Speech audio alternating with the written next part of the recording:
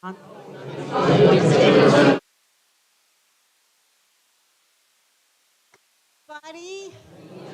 those of you in the room and those of you on live stream to our fall 2023 convocation.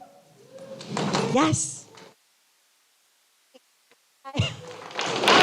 Come on in, have a seat.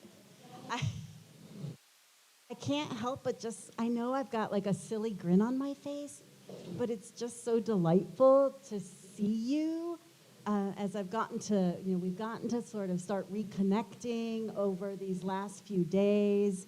On Tuesday, spent some time with the amazing department chairs and program directors. And on Wednesday, had a lovely time with playing with stickers, with our governance groups. And then this is like the big, we all get together, and once I stop talking, we get to go have fun elsewhere. So that's our plan, is to work through this more formal program, and we have a few guests with us, and then talk a bit of what has somewhat grandiosely been named the state of the college. And then we'll patio and just celebrate together that we're here for this new year. So as we head into that, so those of you who are new, maybe haven't seen yet our sort of formal land acknowledgement. And so thinking about how to present important part of acknowledging where we are in this work that we do together, and decided I wanted to use our kind of officially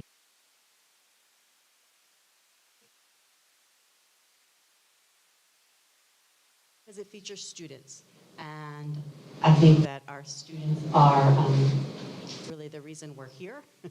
And so when we have an opportunity to put their voices front and center, that's what.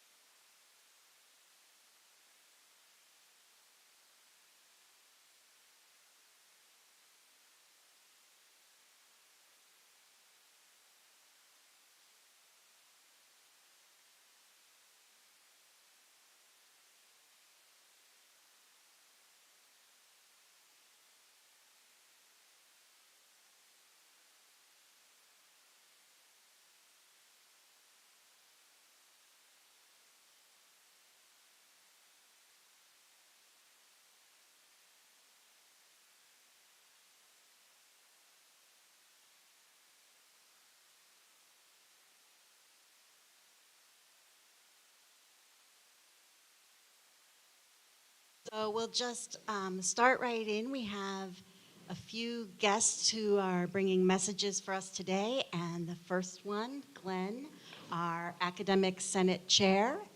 Please, welcome.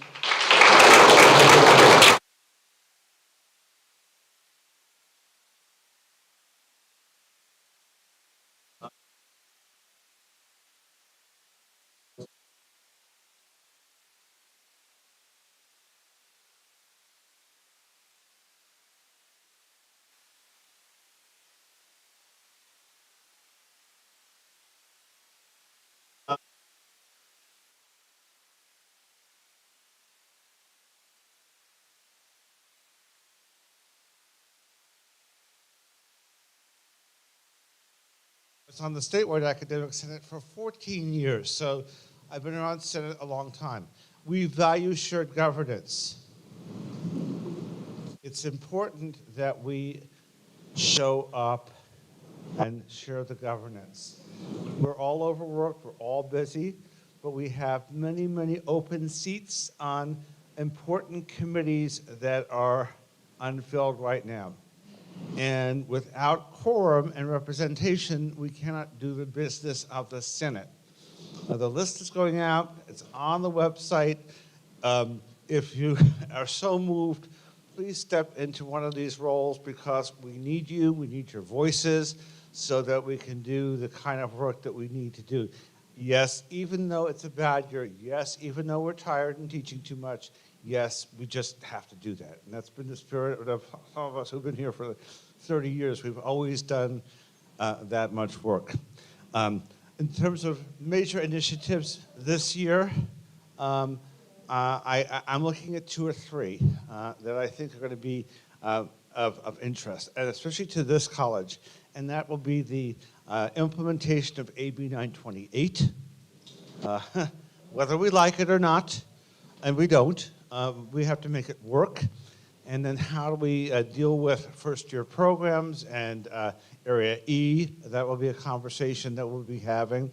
So we need your voices, particularly in your college, because you punch way above your weight on general education courses. So we want you at that table. The other issue that I think is critical for us right now is we talked about distance education from 1990-something. And we didn't do much about it until 2019, and all of a sudden we went to complete distance education with a gun to our heads overnight. And then, for the 3 years that we did that, we really didn't plan about what it would look like when we came back. And now they want us to spend 100 hours of training to do what we've been doing for the past 3 years. So let me just say that that's not the way to make plans. And so we need to have a more strategic way of planning how we can deploy these technologies for various communities of students. There are different programs that work online. There are different audiences that work online. There are other programs for whom online does not work. And I want to say it's the audience online rather than faculty, what suits me, whether I want to teach online or not. So we need to be more strategic about that, and I have asked the provost and president to work with me on building this into our strategic plan, and this is going to work very well with the LAMP, the Long Range Academic Master Plan. I want to give a big shout out to Rika Yoshi, who's done a tremendous amount of work on the LAMP, and we'll be hearing more about that. And then the third issue that the president mentioned, and it's important for our campus, and we'll hear about campus safety, many things from our CFA colleagues, but also safety in terms of Title IX and how we protect our community, and the implementation of the Cozen-O'Connor recommendations are going to be a big part of what we are talking about this year in Senate and on the campus, and we want faculty voice there because we should be driving the car on all of these issues. I will be located in my office in Markstein Hall. I'm there every day, and you can call me if you want my home phone on. I'm available 24/7. I really am, and so. And my goal this year is I have 2 goals. The first one is to not have any drama on Senate. Very high bar. Perhaps a slightly lower bar is to not get myself fired.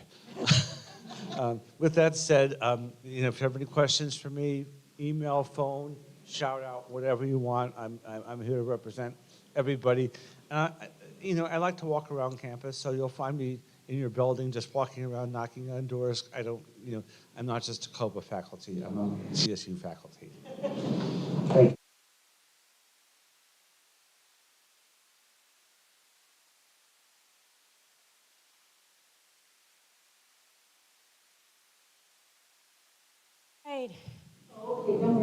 Buenas tardes.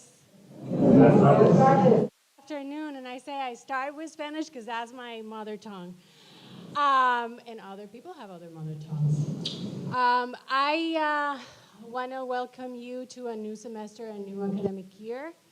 I am Michelle Ramos Pellicia, the San Marcos CFA chapter president. And Glenn mentioned a few things I want to say. If he gets fired, we'll represent him. A workload, that is one of the articles we have a reopener on. So there you go. We are going to be giving you some updates. But before I do that, I want to introduce some of our CFA leaders with me. Sharon Elise.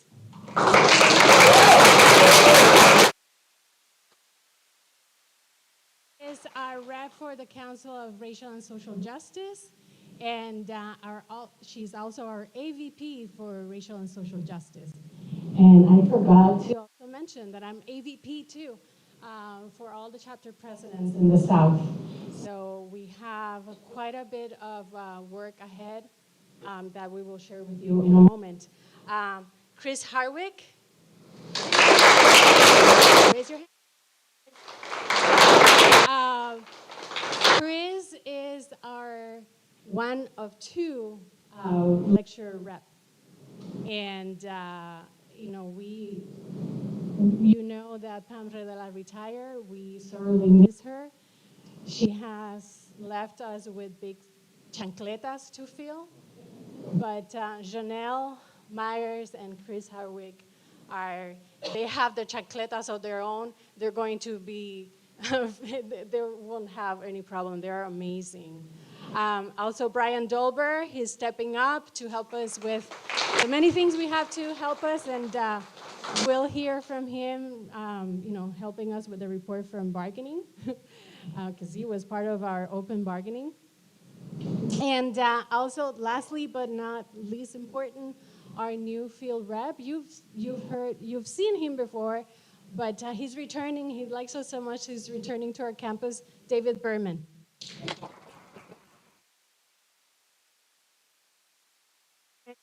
And I'm receiving texts from my friends who are watching us live stream. Thank you, because I forgot that you're watching me. And I want to acknowledge that you're also online, and I thank our college, because that's a big show of solidarity. All right, so next slide. I think this one is mine. I've been presenting at different convocations, so my siblings in the chapter will excuse me if I forget and I jump to another slide. But if you recall, we sunshine our proposals. We have a reopener on only 4 articles. And with management, I'm not hopeful, but I was still hopeful that maybe we could make some progress. May Day came and went with our sunshine. We went to the BOT, and that's in BOT we went, and that's when we heard in May about the dates, right? We proposed 44 days. Did we hear back soon, right after from management? No, and no. We heard much later on about 4 possible dates, the first one at the end of June. We took it. And here I'm going off. I just realized I'm doing your slide, Sharon. So, no, I'm not doing, because I've had my script, but that is for the other college. So we started negotiating our proposals that we have behind us. Sharon will tell you more about what happened at the bargaining table. Our proposals are the following. Salary. We know where we were last time when we had a salary increase. We negotiated that based on the budget that was dire. And you ask us, CFA, why we didn't get something higher? Well, because it was based on the budget way back when. So we cannot revert back. We're bargaining in good faith, so that will be against that. So now we're going full force. We're saying 12% to account for the increase in the increment in the cost of living, right? So 12%. But not only that, we also want to raise the floor for our lecturer faculty, right? It's not enough, 12%. We want our lecturer faculty to go and have an increase. For the least paid, $10,000, and the next one, $5,000, right? And you will hear from Sharon what happened at the bargaining table. The next one, workload. Workload continues to be creeping. You heard Glenn. You didn't hear only from me. And just look at your desk, how much work you have to do. You know, you prepare your classes, your students, Senate, somebody has to serve in Senate.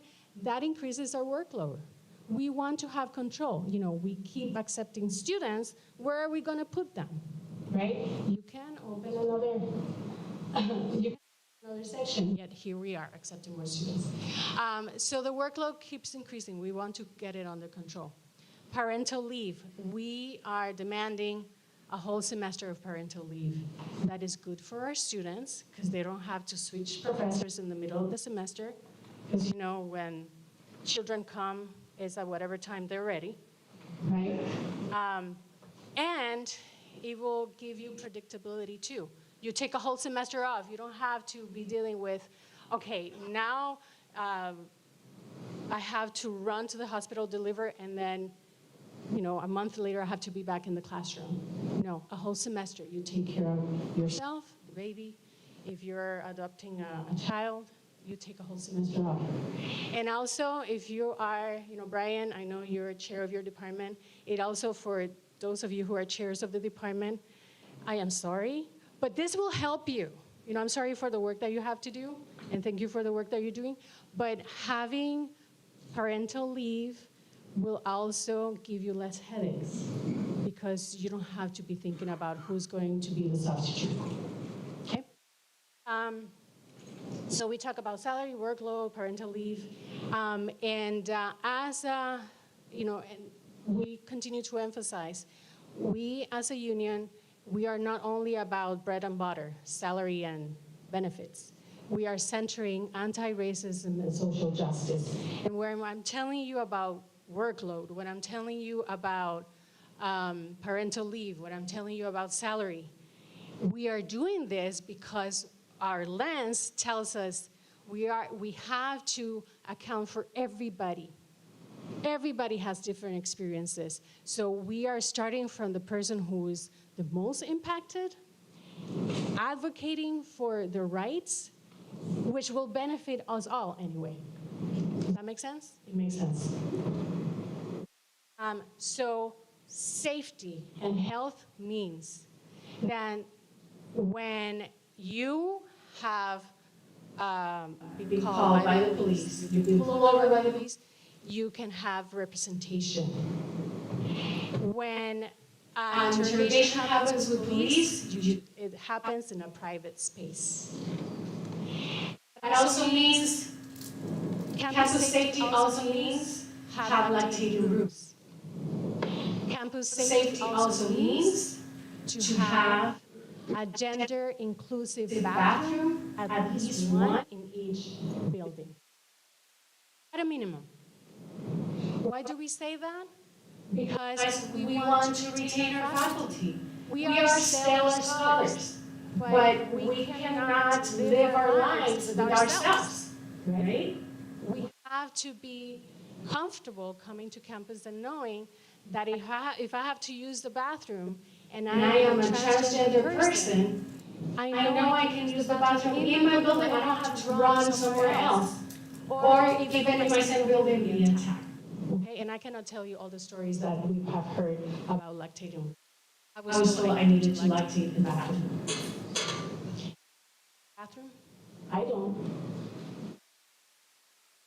Okay, so I think I talked about this time. So that our colleagues will talk about. Yes.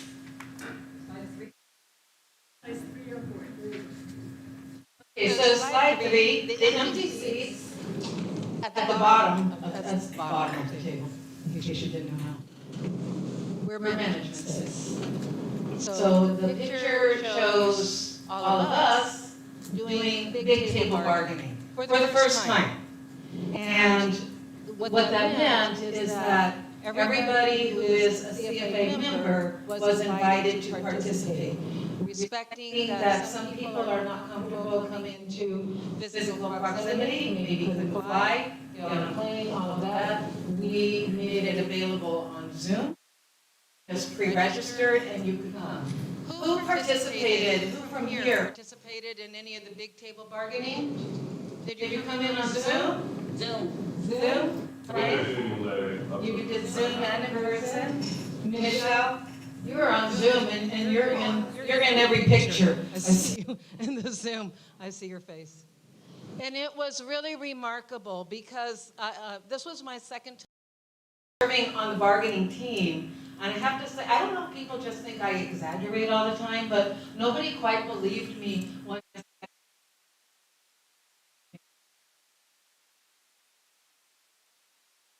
they couldn't be so disrespectful. They couldn't be so.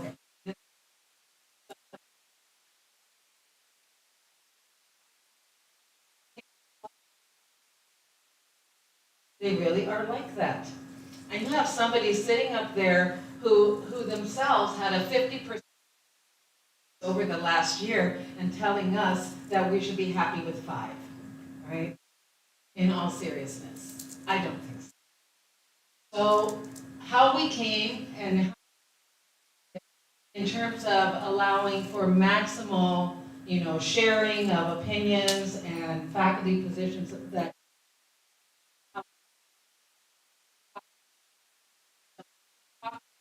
anybody could talk.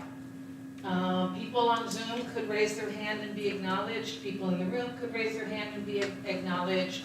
But when we actually sat in negotiation with management, then it was table discipline, hardcore. Not like a faculty meeting where you're passing notes, rolling your eyes. Yes, it was not like that.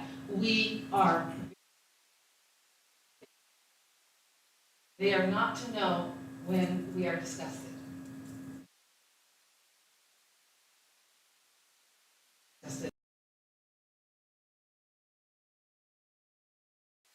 And they were telling us, where do you think we're going to get the money from?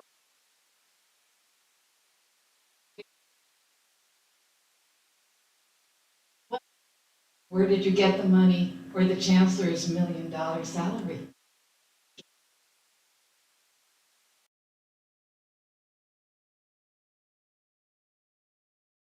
We did this 4 times. The first it was just to talk about ground rules because they didn't like this. It really being together. And keep that in mind because we're going to be asking you to, as we work to get what we need, what we deserve. And we'll ask you to work together. Showing up in Long Beach in a red t-shirt. Show up. It's really very impressive to see that whole tide coming in to the office. Okay, and so we did this June 20th, and then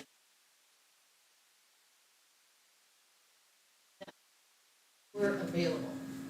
And we continue working throughout the summer. But they do not work as hard as we do. Something you should keep in mind. So next slide. How the process works under the public, what is the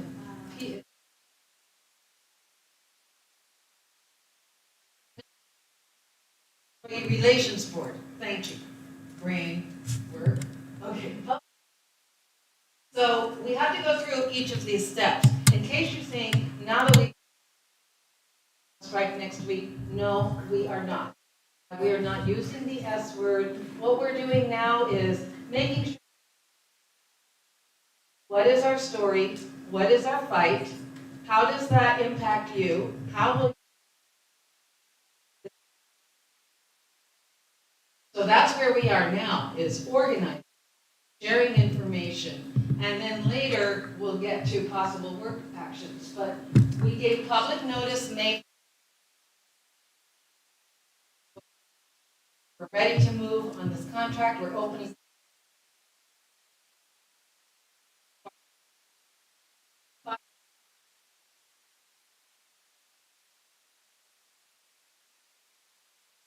by HERA, which is a higher education employee relations board, and or I don't know what the A is.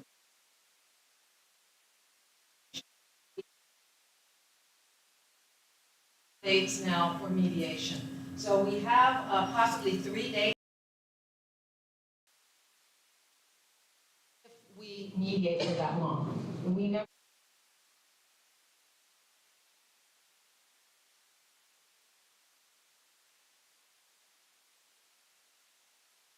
finding, we present our case, right? And we have a very strong case.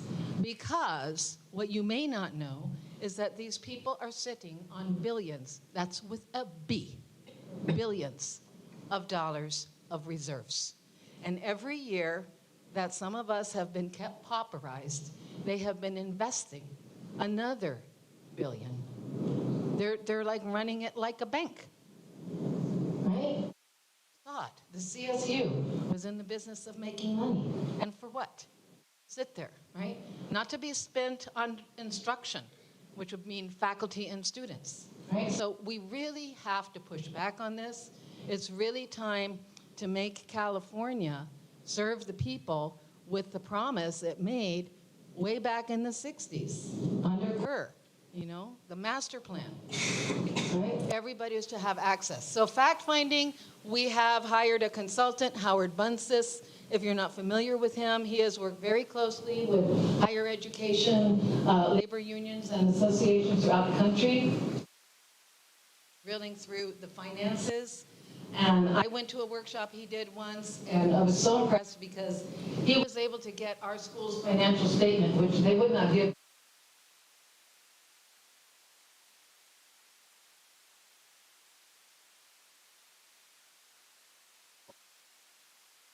The year of furlough, I think, what was it, 2010, 2209?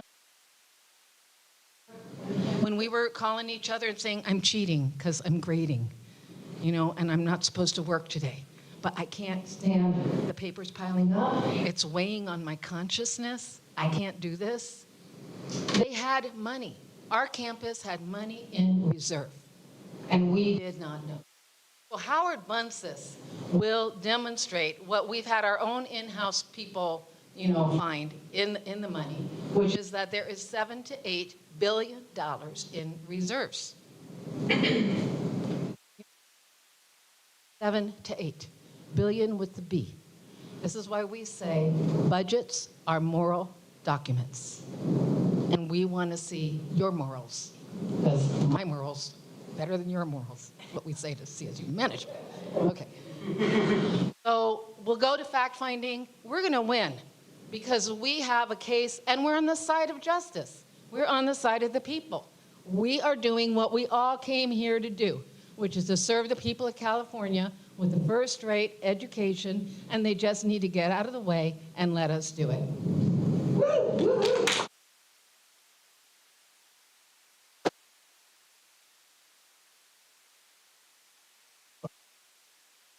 Okay, so I liked how Sharon said that budgets are moral documents. And you're going to get sick of hearing these talking points that I'm going to give you.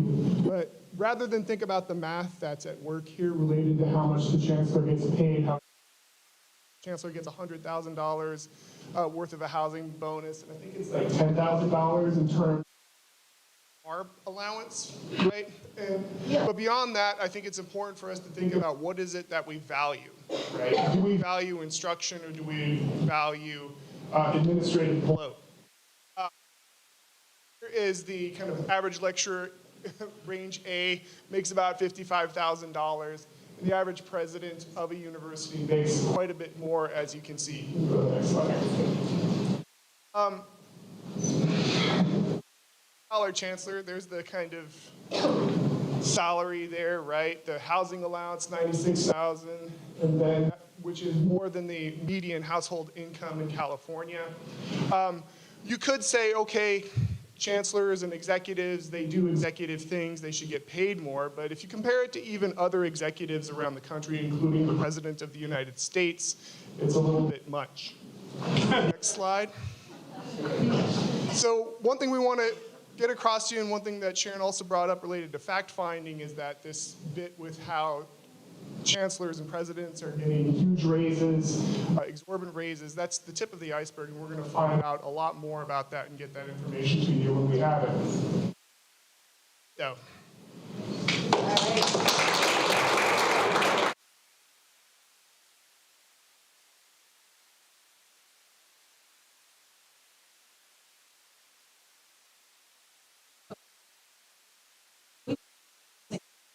Spring, all right, spring 2016. Around, hopefully you joined us. I was going to say, because that other one. It's more recent, yeah, I know. You are in that picture. I managed not to. Okay, so this is where we want to get to, right? You already heard that we are not using the STRIKE word. We are not, because we have an ask of you that hopefully will prevent, because we're going to show numbers, but we're going to slowly get there. Now, if you're wondering,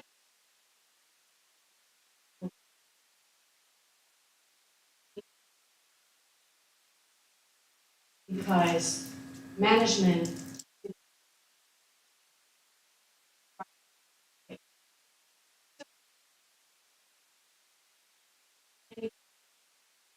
one day away about to strike. We're one day away about to strike. It was a Sunday, and I was like, well, strike! You know, I was about to roll, but guess what? Management cave, we got it. Now, yes, power, us, not you, CFA, us, CFA, pronouns. We, us, ours is what gonna get us there. So, and the reason why I say that, because this happened before the weekend when we were about to go and strike. Up at the BOT in numbers, and management shit themselves. That word I use. SHIT. They shit themselves. They got scared because they saw the numbers. And I know Sharon has more to share about the rally. You don't. One more cussing or what? Are we going to this next slide? So the summer has been what we call the summer of solidarity. And if you were down at the quad earlier, you would have seen us in solidarity with our Teamsters siblings because they also have a case with the CSU. And you saw down there also CSUEU. They have a case with the CSU. And you saw also down there APC. Everybody know Leo Molina? He is our local. Where is Leo? Yes, APC in the house. APC. Leo's all over in my email because we have been engaging in what we wanted to call a summer of solidarity with each other, that we are going to move together. Right? And some of us have agreements where if we get something, then others get that too. But regardless of whether people have that or not, we know we need to stand together because that is what, if you study labor at all, you know that is what wins. Is solidarity, standing together. And even when you're not a labor union, and you know that the only reason we got ethnic studies was because of a student strike, right? So when people move together, they can enact change. And I'm sure many of you teach about that, so you know that that is, in fact, the case. Frankly, you're not going to be hurting. All you're going to do is show up. and show out. Seriously. Okay, so it's not a heavy lift. If you're squeamish, come talk to me. Build you up. Because if you can do say it. Yes, we can. Yes.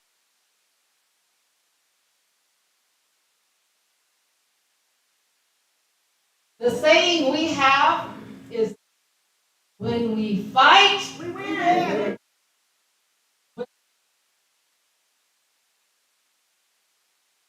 I was just saying.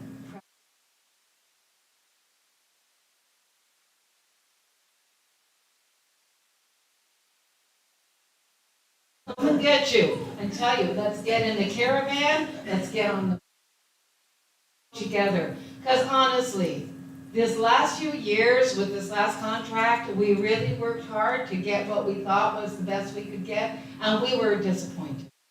And you were disappointed. We were all disappointed. So we have to do this together. That's the only way we can really be effective.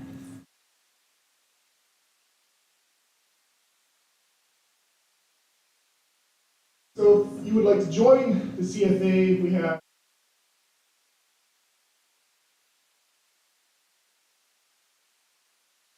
join, you'll find the link to it there. Join the CFA if you haven't, and there.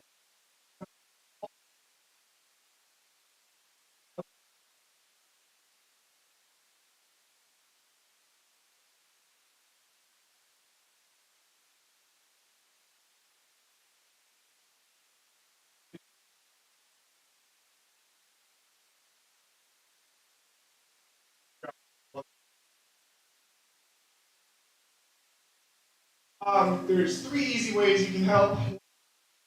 Let us know if you talk to people in your department.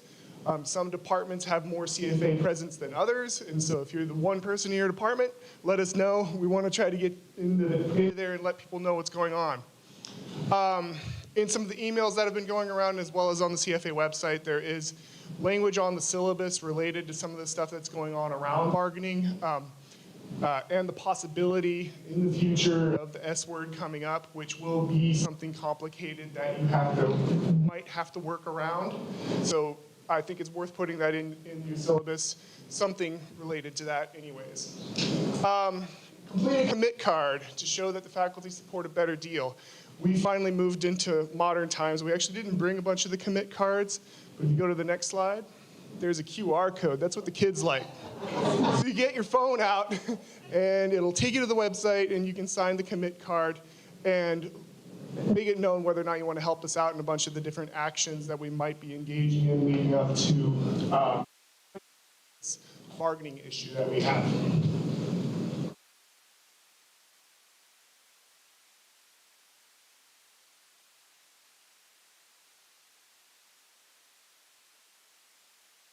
I want to say thank you all for those of you who have completed the commit cards, because I know yesterday you received that email, and you're probably tired of receiving emails from me, but I will continue sending you emails.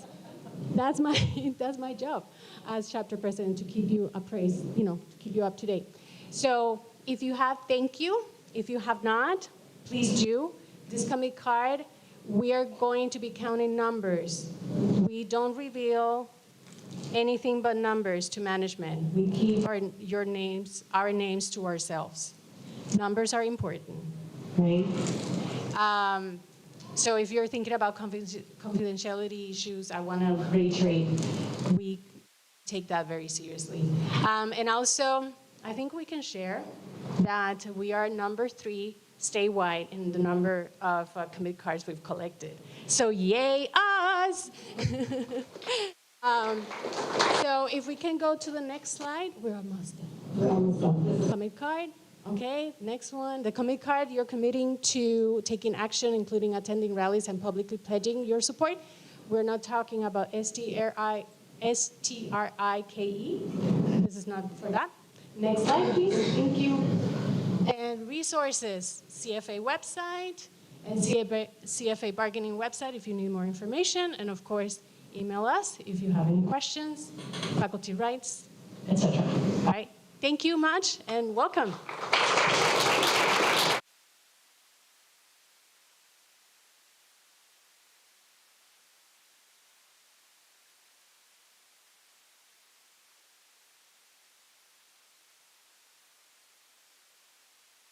Everybody, I'm Denise Garcia. I'm biology faculty, but I'm also the director of the Center for Training, Research, and Educational Excellence.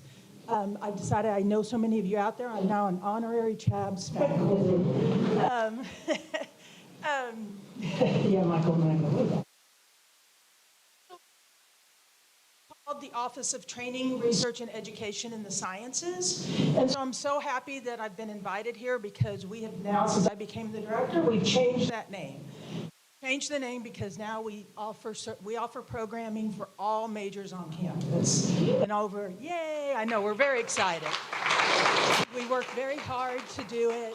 Over the last 3-4 years, we've had students from 22 different majors and all 4 different colleges. So it was a long road coming, but it was worth it. So anyway, our mission is that to enhance the educational and research experiences of students from historically and presently excluded and underserved backgrounds in higher education. So that's sort of our big mission, right? And so we have lots of programs within that mission. In our programming, we're unique in the country in that we've now completed the pathway for our students. So we've got a Bridges to the Baccalaureate program funded by NIH that's community college to 4-year. We've got BEARS or STEAM that is the first 2 years of college. Then we've got several programs for the last 2 years of college, and that is the URISE, the McNair, and the TRDRP. And I should say that, Dr. Richard Armenta is also the associate director. He's doing this in his college, so he couldn't be here. And I should say that the big reason I'm here also is, one, I'd really love for y'all to push to expose your students in class to our center, but also to say that these programs here are not run by just me, because I couldn't do all that, right? So they're run by y'all. So I have a few of them, but then we also have, let's say, TRDRP that's run by Kim Pulvers and Richard Armenta. We've got the Bridges to the PhD that's run by Julie Jameson. And we've got the Bears and Esteem that's run by Carlos Lopez and Tracy Brown. So a little bit, I think the main program that's interesting for most of y'all, all these programs are for psychology or in some part sociology. But what's great, the one we love, the one that we've just got recently, or 5 years, we just got renewed for it for another 5 years, and that is the Department of Ed McNair Scholars Program. And that is to help any student get into grad school. Master's, PhD, they want the PhD ultimate, and we'll talk a lot about it, but we know a lot, we've had a lot of communications majors in which they need the master's before going on for the PhD, and so that's also a success. So any grad school opportunity for students, we're pretty good at what we do. It's taken me a long time to say that, but I'm going to say we're really good at what we do. I've been doing this for a long time. In the last 3 years, 100% of our scholars have gone to grad school.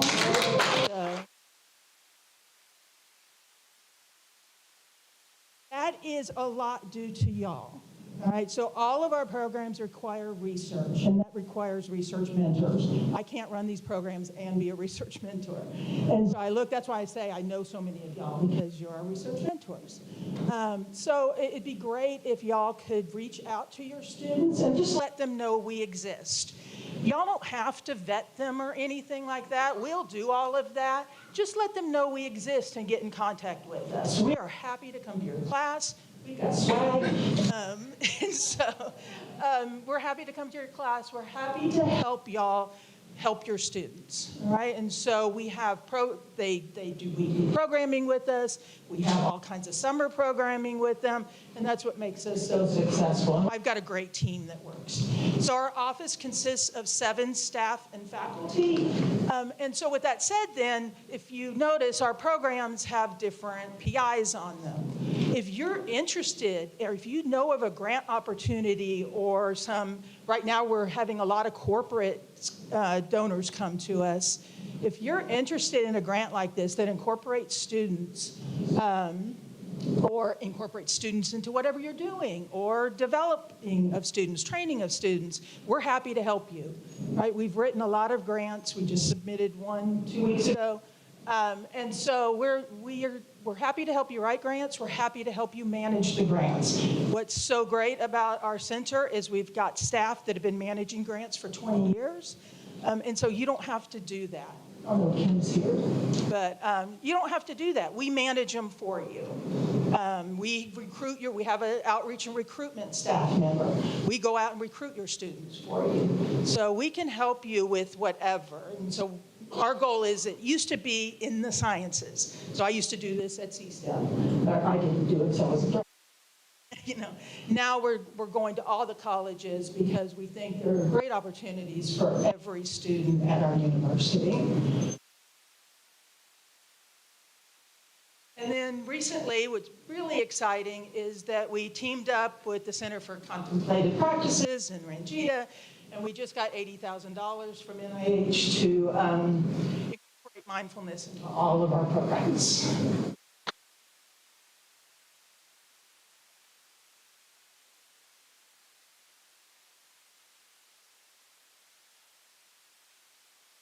Thank you for coming and talking with us. You know, as someone who's a long time in the CSU, but still a newcomer in some ways to this campus all the way into year 2, I occasionally encounter things and go like, wow, we are so lucky here, right? And I think these centers, and C-Tree is one of the, wow, we are so lucky here. I did have the opportunity to mentor a few McNair students, and no, that wasn't in the sciences. Everybody. And it's such a powerful experience, right? Such a way to help our students succeed, right? In whatever it is that they want to do, and that's what we're here for. And so that's why when Denise and Richard came and started telling me and showing me all of these wonderful programs, it's like, please come and talk to Chabbs faculty. Thank you for that. Down for a few minutes while you all enjoy.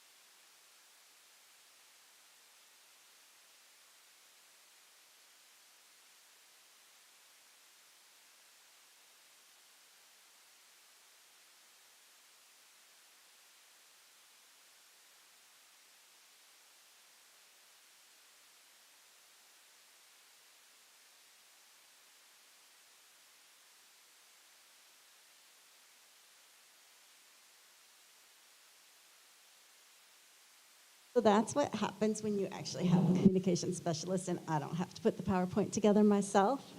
Yes. Next year, I'm hoping for the bobblehead right on top of that one. Regalia is my favorite outfit. So just wanted to say a few words about where we are for college.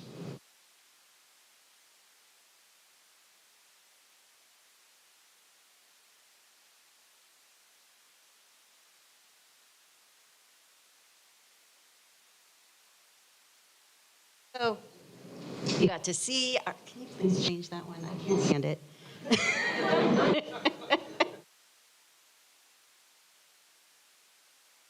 Slides, which I don't really want to talk about myself. I want to talk about our students.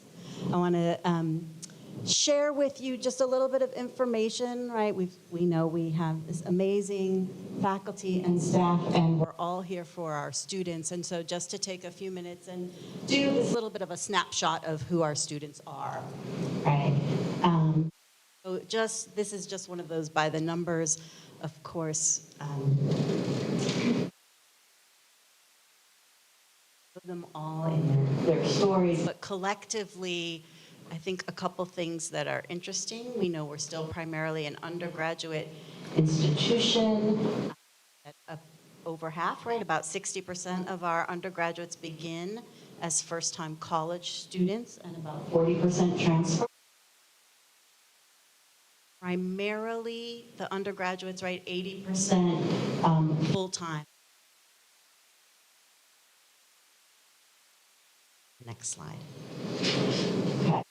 So here's a combination. This is the one. If we look at the IPEDS race ethnicity categories, right, and you look at where these lines are, I don't know how well you're all able to see this, right? That's what I was just going to say. Can we turn on the light so we can see this better? Or just turn off that row. Yeah. There, we get this way. I don't teach in this room. I know. Right? Who teaches in this room? This one? But there's three of them. Give me a try. Down, up, down. Did we get it? Someone else did that. All right, so we talk about being an HSI, and I know a lot of the work to do is to make sure that we are actually serving, right? That we are a serving institution. I'm particularly interested, so these are our IPED categories. This is what it looks like when people can really multiple how they see themselves. I'm much more tuned in now, having decided he's Wasian. Husband is Filipino, in case you were wondering. So my son has declared himself Wasian. So being how folks understand themselves, I think, is critically important as we look at these, which boxes folks are checking, and then how we really our students and their lived experiences, whatever that looks like, whatever they bring into the classroom, and how we all learn. So you can see this, there was a 2021 survey, so some of this is like officially numbers and some of this is survey numbers, right? So we are majority female, according to, and then some of it's undergraduates only, right? So 52% said they were first to earn a bachelor's degree, 47% identify or low income, meaning Pell Grant recipients, 16%, and this one is the survey respondents, identify as lesbian, gay, bisexual, asexual, pansexual, or queer, 5% documented disability, 4% veterans benefits, 60% work for pay off campus, and that right around a third said that they may have to choose between financially supporting their family and going to college. 26% report some food insecurity. So if you were at the first convocation of the day and you heard the messaging from our ASI president and really talking about the importance of the Cougar Pantry. And then 14% work for pay on campus, and then we do have about 10% who have children under 18. Snapshot as you're entering into the room and meeting them, of course, individually, some of the. So, as we were thinking collectively over the last year about how we come together as a college to serve our students, right? We went through this 8-month process. I see a number of you in the room who really helped lean in and participate in this, and we identified 5 objectives, which have now kind of come to be, and with these little badges and these keywords. If you don't have yet your own copy of the lovely 4-page strategic plan, come to the and I will personally hand you one. So kind of lays out what our objectives are. These are the things that we've said we really want to dedicate ourselves to for the next 5 years. And so, my commitment when I was up here a year ago, right, was like, I want us to do this. We're going to do it together. It's going to be inclusive. It's not going to be like a super long list of 32 objectives so no one can remember what they are. And it's not just going to sit on a shelf. Okay. So year 2, I got to make good on that. Right? And the only way I can make good on that, because I just say these things, is if you're all here with me. Right? So that's why we called it Together We Will. If you say it, it will be true. And so far, I will say so far, we're heading in that direction. I had so much fun this week. First with the department chairs and program directors, slide, and then with our governance groups, and asked them to sort of think through a set of questions. Right? So in relation to those objectives that we identified, what does your department or program already do that furthers that objective, right? And really thinking about the departments, because that's where a lot of the magic happens, right? You work in your department and you do awesome things. And then I say, that's great. In your current state, no more personnel, no more money, like all the creativity that you have. What might you do to increase your further that objective? And then I said, okay, with all that wonderful imagination and creativity and as much money as you want, what might you do to increase that impact? So we sort of got to play, because honestly, if we can't have a little bit of joy, what's the point? And did some thinking together. And so what I'm going to share with you here, the rolled up papers, big pieces of paper now rolled up with stickers all over them, are in my office, because we just sort of said, okay, go around now, see what everybody came up with. Put stickers on the things that, are interesting to you, might have some spark or inspiration. And so I just sort of collected a couple of these, right, and put them on the slides for you to see. So when we were talking about academic excellence, some of the things that really bubbled up were around mentoring, interdisciplinary collaboration, and increase opportunities for students to engage in research with faculty and compensate faculty for this work. Right? We know it is a labor of love, and wouldn't we like to be paid for our labor of love? Diverse faculty and staff. And I think one of the things that's interesting is that because so much of the heart and core of what we do, right, is related to diversity, equity, and inclusion, or how you want. It'll work its way through multiple objectives, right? So this is about diverse faculty and staff, but what came up, align our academic offerings with our diverse populations for our students and for our faculty and for our. So in terms of courses and concentrations, representing how research addresses diversity. On-campus housing. I think this was the one, like, if we can bring in some money.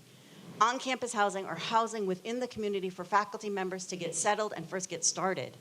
And I will say what was interesting is I had heard this before and brought it, to some of those capacity than I do to try and make this happen. And I got oh, no, we couldn't do that. And then I heard, so,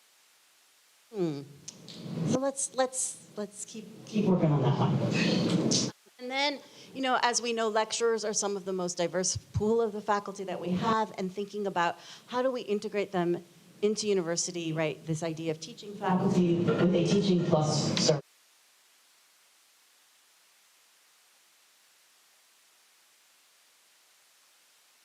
In community, it has to be possible. I can't tell you how many times we've talked about we value engaged service learning. We value getting out in the community. We want our students to have these experiences, but they don't have transportation. And that's just so lame. That shouldn't be the barrier, right? That shouldn't be the barrier. So I don't know exactly how we'd pull it off, but wouldn't it be cool, if we had not going to be the bus driver, but if we had a Chabbs bus, right, and could help with all of those community engagement experiences. If we're thinking supportive community, coming together as a community is something that matters.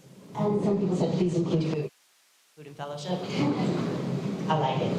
And then, right, supportive community, making sure we're mentoring our faculty and at all levels, right? So welcome all of our first years through retention. What does it look like as your mid-career? What about if you're thinking about administration? I shared with you that I had really awesome opportunities as a faculty to get exposure and mentoring in various ways. I wouldn't be here without trying to figure out how we can strengthen what we have. Career readiness. Okay, so I'm just learning. This is one of my frustrations now that I'm entering into my second year, and I'm super tired of hearing what the other colleges are doing and sitting up there and not quite having a handle, because I got 24 degree programs. Right? And so we do so many different things. And so part of what I need your help with is getting all of that information and getting it crystallized. So, when whatever college, who I'm not going to name right now, says, well, we're the college that goes into the community. Excuse me. Right? Then I could just participate in that conversation.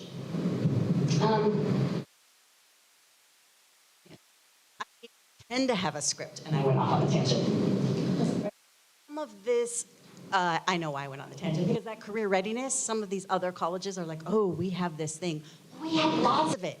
It's happening in all of your programs, almost all your programs, and probably all of your programs.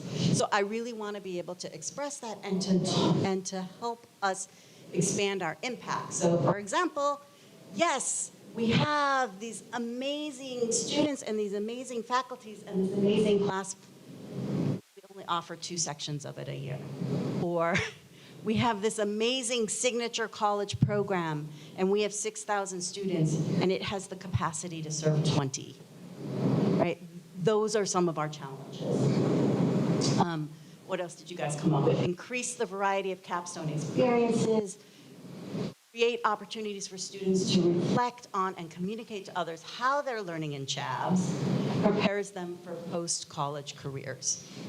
Right? That idea that our students can go out and do so many things, but if we don't intentionally help them articulate what those things are, they're not always able to bring that into a workforce world that maybe has its depth. You all came up with. And then our 5th objective, philanthropic culture, talked about engaging our alumni, developing stronger relationships with university advancement, having public art in the community, facilities, and summer internships for students. Just ended up on the page. Okay, so those questions, I guess we still have like, together we will do nothing? No, together. So those questions, right, that had the opportunity this week to work with our chairs and program directors and governance groups, our leadership team, and I'm asking them to work with all of you, right, those questions. So let's just bring them up, right? As a department, what do you already do? What might you do? And you know, we're gearing up for the capital campaign, so tell me, right? Tell me, what's your philanthropic ask? I can work with Josette sitting over here, our director of development, who has made my calendar much more full as we go out and meet people, right? And I want to be able to tell these folks who understand that what we do is so valuable and they want to be a part of it. So I want to be able to share the specific ways that each of you in your departments can let them be a part of it. Okay. So then we got to talk a little bit about enrollment. You may remember President Neufeld, if you were here last year, used this phrase, the enrollment whiplash, right? Because as a university, for many years, it was you're exceeding the target you're given from the chancellor's office. How dare you grow? How dare you grow? Right? And then it was, oh my gosh, you need to grow and grow now. And that's been a hard message to try and figure out. Of students coming in, what's been interesting, and I think President Neufeld mentioned it this morning, is that we're having this increase in first-time students. I've experienced it as there's wait lists for my lower division, but my upper division aren't full, right? And it's because the transfer students, the rate's not coming back. So here's something that we need to see. So this is the head count of majors, right? Incoming new students. And these of the other colleges, and that's us. And you can see it's going down. Whereas the others are not. That's something that we're going to have to be thinking about. What does that mean for us over this next year?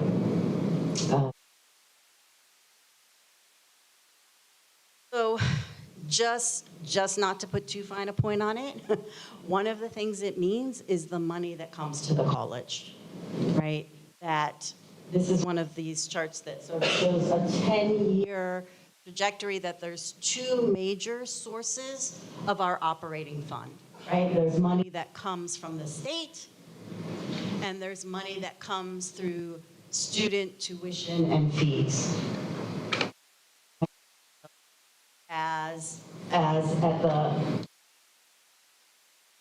so there's what the state gives to the chancellor's office, there's what the chancellor's office gives to the chancellor's office to the university, what the university gives to the different divisions. We're part of academic affairs, what the academic affairs pushes down to the colleges, and then what the colleges put out to the departments, right?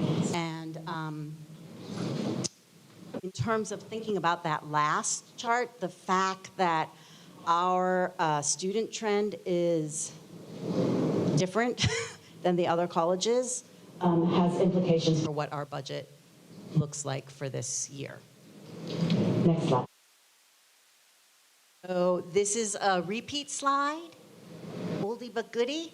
of what I shared at the spring meeting. So whatever money we get, right, the vast, vast, vast majority of it, 94%, goes to salaries, right? And then we get to do what we want. We never get to do all of what we want, but that other 6 is like all the other stuff in the college. So just sort of keeping that in mind. Next slide, please. So we're in this moment then where there's some unknowns, right? Things that just aren't settled quite yet, and some things that are challenges.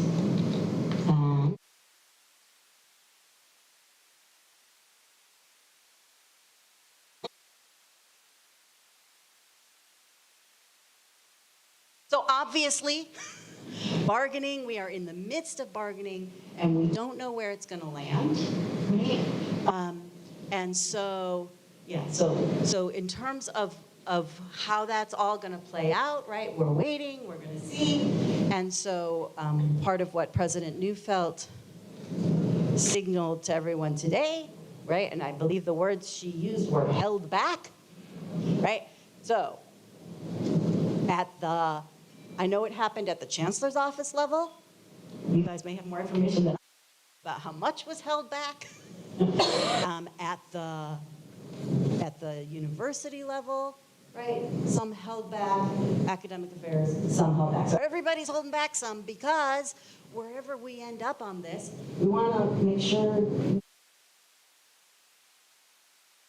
So that's also both like an unknown where it's going to land, but it means that particularly right now, as everybody's trying to get the year started, and if the office is saying, yeah, hold off on that, not sure yet, it's because generally just like, don't know. Trying particularly around some of our big items to like, can't we just go forward with? So just know there's some back and forth happening. Next meeting, Monday at 4. And I will share, but just, that's a kind of unknown where we're going to land with that. Big unknown is in the CSU system. Right, there have been some campuses that enrollment has really fallen as a year over year. And so last January, there was a memo that came out from the chancellor's office that said, we're thinking of redistributing base amongst the 23 campuses to better reflect like where students are going, which scares a lot of campuses that have lost a lot of students, right? Like, what does that look like? We are one of the campuses that would benefit in that students are still coming here, right? We're not campuses up north that have just been losing.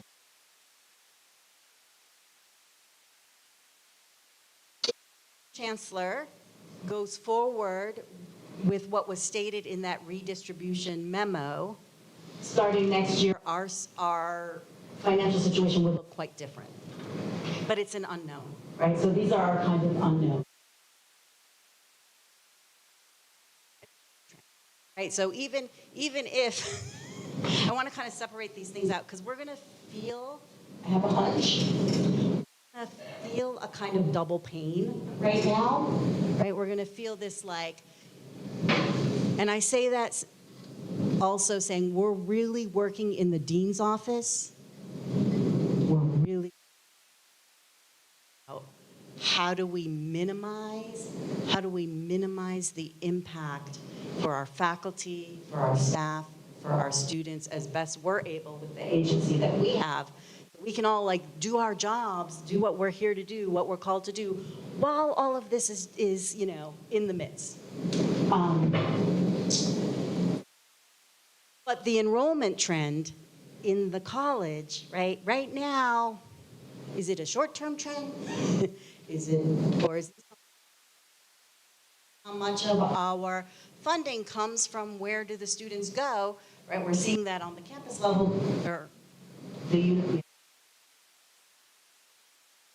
also impacts in the colleges, right? So last year I came in like sitting pretty, new, yay, I've got a budget. Thank you, Interim Dean Liz Matthews, for making the argument. You can't have her come in and have no money. They waited a year before they took all our money away. So at academic affairs level, they're kind of looking at 3-year trends. And I heard some of our other colleges struggling with that. And we're the last one that got hit with it. But they've rebounded. So we could rebound too. The challenge for us, I think one of the challenges for us is because we're so big and diverse and wonderful,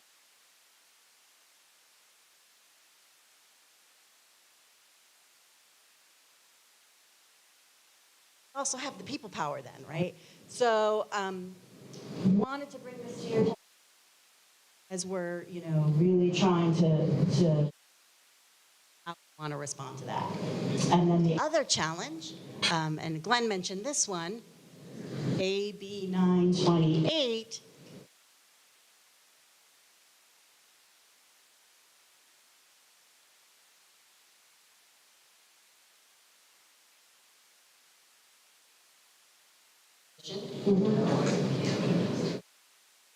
Let me see if I can get there. Isn't it always? Here we go. AB 928, the Student Transfer Achievement Reform Act. And if you look it up on the Chancellor's Office website, it's a unified general education pathway for California transfer students. Right, so what does that actually mean?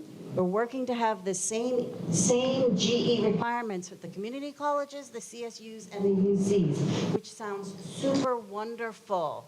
And I know I was called to meetings on this my first year as a lecturer.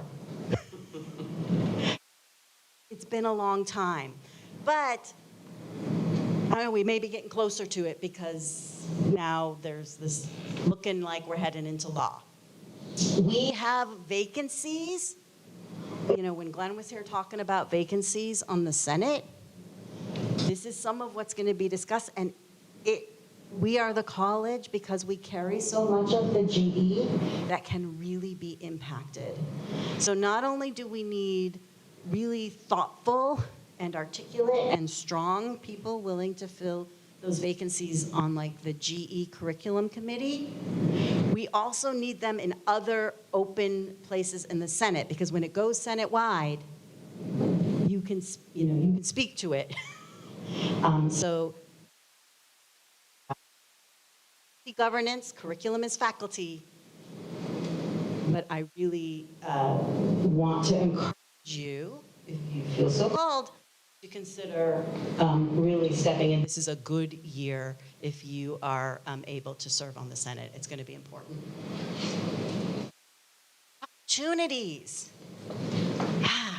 So while all of this enrollment stuff is happening, the college is engaged, not the college, sorry, the campus, right? The campus is engaged in this sort of big picture enrollment planning, in part because of the whiplash, right? We've never had to do it before. We don't have the infrastructure in place, but we got to figure this out.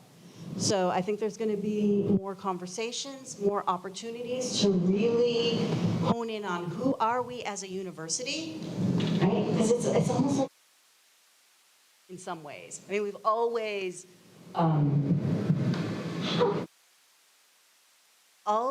been very, right, student-focused, right, committed to student success, just because it's the new.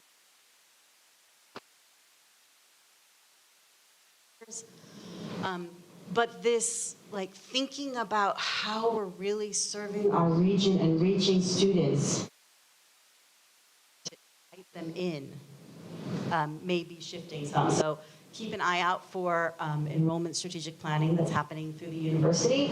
And the other big one is the capital campaign, right? So there was one capital campaign. This will be the second one in the history of the campus. So lots of opportunities for us to share, right, persuasively impact that we make on our students and how everyone can support the work that we do. Okay, next slide. Say a few words wrapping up here, specifically in the college about curriculum. Right. In the midst of at the university level, and you heard some about this, the long-range academic master plan. Feel free to and that we will also be doing this at the college level. Right. There's lots of language out there about how we're supposed to be doing this every year. All kinds of reasons. So part of what we're working on in the dean's office is how to bring us together to make sure that we're participating in this process as a college in conversation, right? So that what we see as important also makes it into the university-wide plan, right? So that it's. I will say that. Is there a fourth one? So, the LAMP task force they have a website, right? If you just type in CSUSM LAMP, you can see there's webinars, the things they've been doing. I heard through the academic affairs sort of channel that these are some of the foci that emerge, some of the areas where they're really interested. And so we'll be talking more about those as well and how those things might fit into our college planning as well. So keep an ear out and an eye out for some of that. And then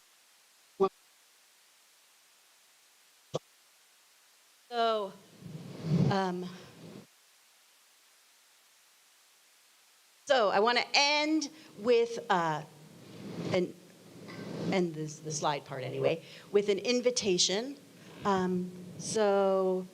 At the time, I believe it first went forward to the chancellor's office as Latino studies. Is that? It was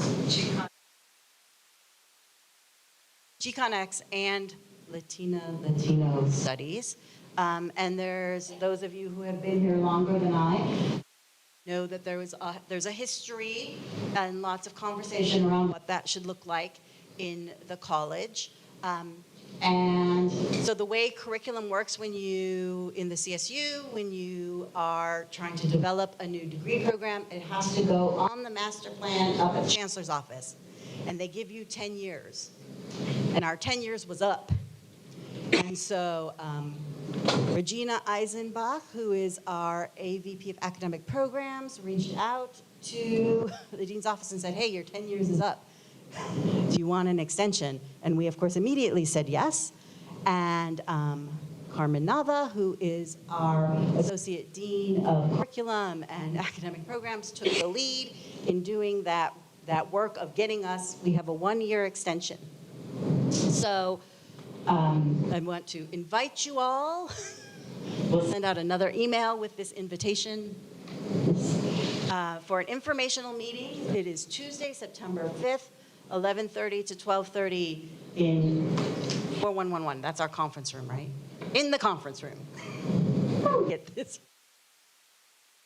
And so Regina and Carmen are going to kind of take the lead in that meeting, sharing out what does it mean to have 1 year, how far do we need to get in this process, what will be required, and then we'll immediately send out a kind of survey application to move that forward.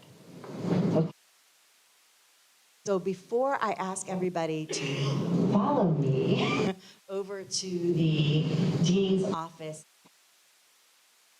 I want to ask everybody who works in the dean's office to stand up.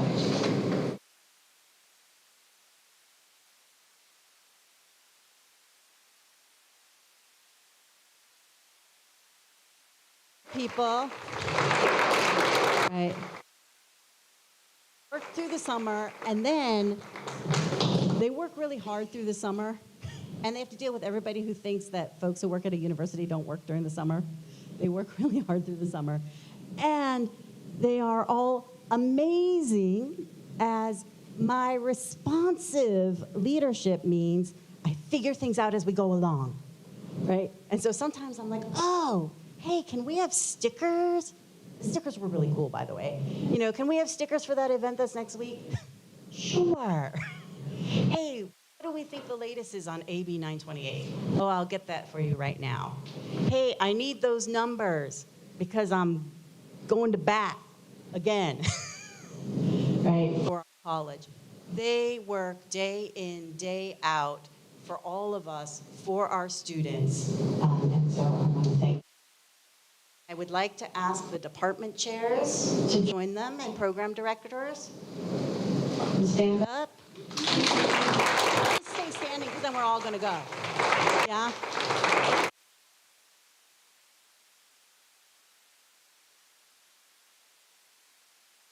Rewarding to be a department chair.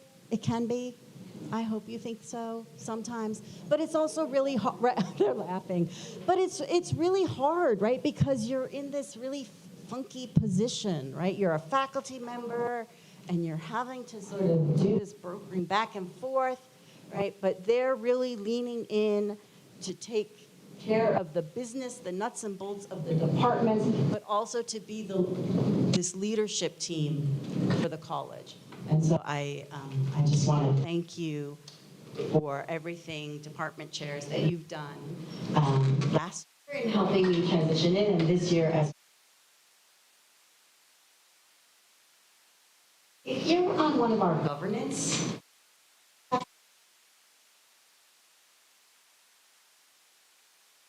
groups, I know you're here. I see you. Right? So, we say that shared governance is important. We say that shared governance is important, and we have a really robust governance system in our college. And for that to be successful, it takes people stepping up. It just takes people stepping up.